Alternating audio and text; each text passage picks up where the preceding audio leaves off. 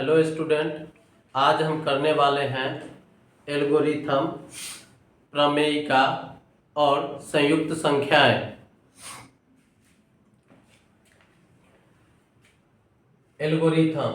Algorithm सुपरिभाषित चरणों की एक श्रृंखला होती है जो कि एक विशेष प्रकार की समस्या को हल करने की प्रक्रिया या विधि प्रदान करती है। एल्गोरिथम सुपरिभाषित चरणों की एक श्रृंखला होती है जो एक विशेष प्रकार की समस्या को हल करने की प्रक्रिया या विधि प्रदान करती है। दूसरा है प्रमेयिका। प्रमेयिका एक सिद्ध किया हुआ कथन होता है।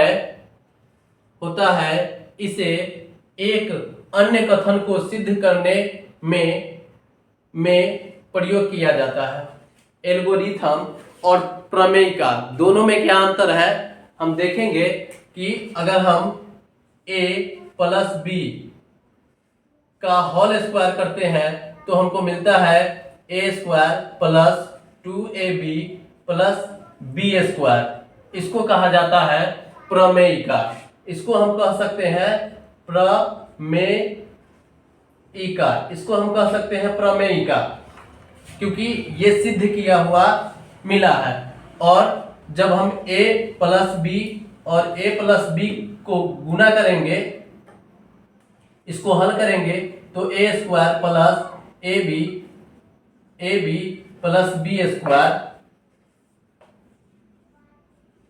a square plus 2ab plus b square. तो ये हमको सिद्ध करना पड़ा है और ये हमको सिद्ध किया हुआ मिला है। तो जो सिद्ध किया हुआ मिला है वो प्रमेयिका है और जो सिद्ध करना पड़ा है वो एल्गोरिथम है। तो एल्गोरिथम और प्रमेयिका में आप लोग अंतर अच्छी तरह समझ चुके होंगे। आगे बढ़ते हैं।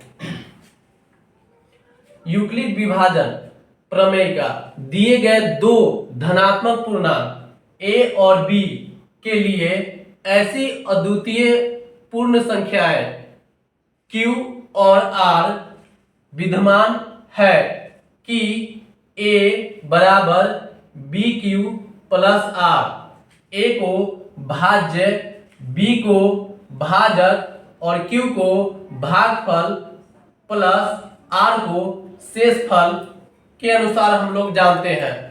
अगर हम 9 से 13 में भाग देते हैं तो 13 मेरा a हो गया, तो a को हम कहते हैं भाज्य कहते हैं, a को भाज्य कहते हैं। और 9 b हो गया, b को भाजक कहा जाता है और r को शेषफल कहा जाता है, और q को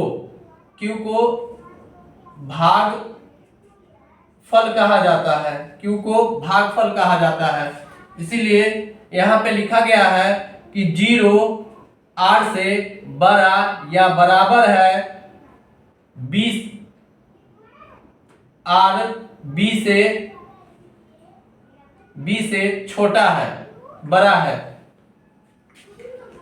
अब है आगे संयुक्त संख्याएं। ऐसी संख्याएं जिनके 3 या 3 से अधिक गुणनखंड हो वे संख्याएं संयुक्त संख्याएं कहलाती है। जैसे 4 कहा गया है कि संयुक्त संख्याएं ऐसी संख्याएं जिनके 3 या 3 से अधिक गुणनखंड।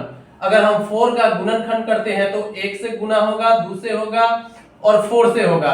कम से कम 3 से अधिक हो सकता है, उससे कम नहीं। अगर हम 10 का लेते हैं तो 2 पहले 1 गुने 2 गुने 5 गुने 10, इसमें 4 हो गया और इसमें 3 है। तो कहा जाता है कि ऐसी संख्याएं जिनके 3 या 3 से अधिक गुणनखंड हो वे संख्याएं संयुक्त संख्या कहलाती है। जैसे 4 6 8 9 10 डैश डैश इनफाइनाइट। सबसे छोटी संयुक्त संख्याएं 4 होती है। सबसे छोटी संयुक्त संख्याएं 4 होती है और सबसे बड़ी संयुक्त संख्याएं अपरिभाषित या अनंत या इनफाइनाइट कह सकते हैं।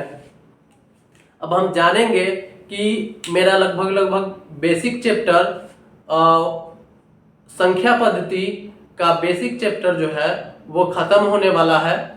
थोड़ा सा बचा हुआ है जो हम अगले क्लास में पढ़ेंगे, शांत अशांत और लसा मसा निकालना।